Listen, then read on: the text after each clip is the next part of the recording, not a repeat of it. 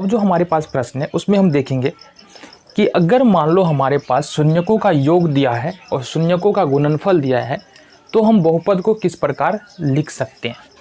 देखो, इसको सॉल्व करने के दो तरीके होते हैं। देखो, प्रश्न कैसा रहेगा एक बार हम ये समझ लेते हैं। सपोज हमारे पास एक बहुपद है, सिंपलेस्ट फॉर्म में बहुपद है ax² plus bx plus c। ये एक दो घात वाले बहुपद है। कितने घात वाले? दो घात वाले।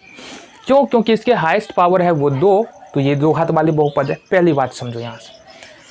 अगर इसके शून्यक एक है अल्फा और दूसरा है बीटा, तो अगर हमारे पास अल्फा प्लस बीटा दिया है, अगर हमारे पास अल्फा इंटू बीटा दिया है, अच्छा अल्फा प्लस बीटा बराबर क्या होता है? माइनस बी बट्टा ए, ये तो हमको याद है।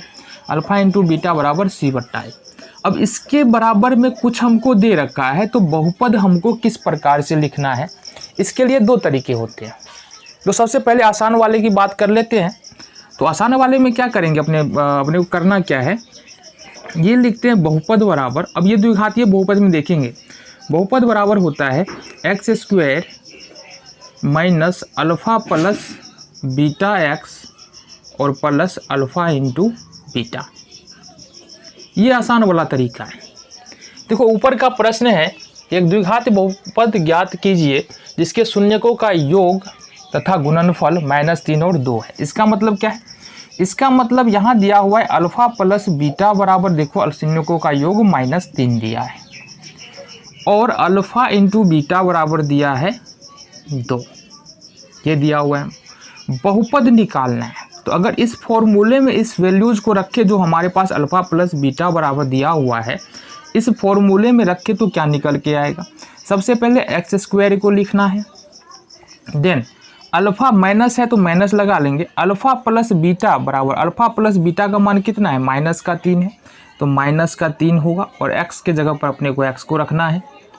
प्लस है तो प्लस ले लेंगे, अल्फ़ा इंटू बीटा बराबर 2 है तो अल्फ़ा इंटू बीटा बराबर 2 हो जाएगा। ये हो गया हमारा x², माइनस और माइनस यहाँ पर प्लस देखने के लिए मिलेगा, 3x और प्लस में 2।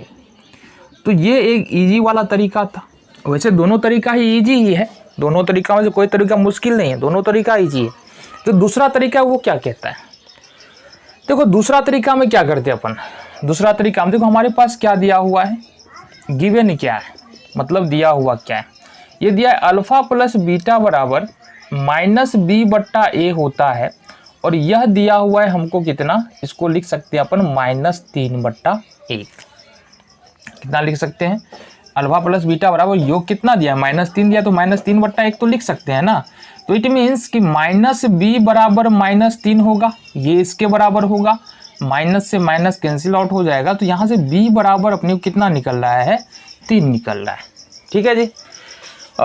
a बराबर देखो कितना निकल के आ रहा है? 1, और a बराबर निकल के आ रहा है 1। लेकिन सिर्फ इतना ही, यहीं से हमारा काम नहीं बन जाएगा, सिर्फ यही जगह से नहीं बन जाएगा, क्योंकि a का वैल्यू डिफाइंड करने के लिए हमको एक चीज़ और चाहिए। देखो, अल्फ़ा इंटू बीटा बराबर क्या होता है? अल्फ़ा इंटू बीटा बराबर यहाँ पर होता है c बट्टे a, ठीक है, अचर पद बट्टे x² का गुणांक, और ये दे रखा है 2। इट मीन्स कि यहाँ पर 2 और नीचे में 1। यहाँ देखो c बराबर 2 निकल के आ रहा है और a बराबर यहाँ पर 1 निकल के आ रहा है। अब ये कन्फर्म हो चुका है कि a का वैल्यू यहाँ पर 1 है, a का वैल्यू यहाँ पर 1 है, तो c का वैल्यू यही हो जाएगा और b का वैल्यू 3 हो जाएगा। ठीक है जी। अब अगर हम बहुपद लिखते हैं, द्विघात बहुपद लिखते हैं, तो ये लिख सकते हैं ax² प्लस में bx प्लस में c। अब हमारे पास वैल्यूज क्या क्या निकल के आए? देखो, a का वैल्यू 1, b का वैल्यू 3 और c का वैल्यू कितना निकाला हमने? 2। रखेंगे, वैल्यूज पुट कर दो इसमें। a की जगह पर 1 तो x² प्लस b की जगह पर 3 तो 3x और प्लस c की जगह पर 2। तो ये दो तरीका है हमारे पास द्विघातीय बहुपद का। अगर शून्यकों का योग और गुणनफल दिया है तो किस प्रकार से हम द्विघातीय बहुपद को प्राप्त कर सकते हैं, तो ये तुम्हारा ये तरीका है।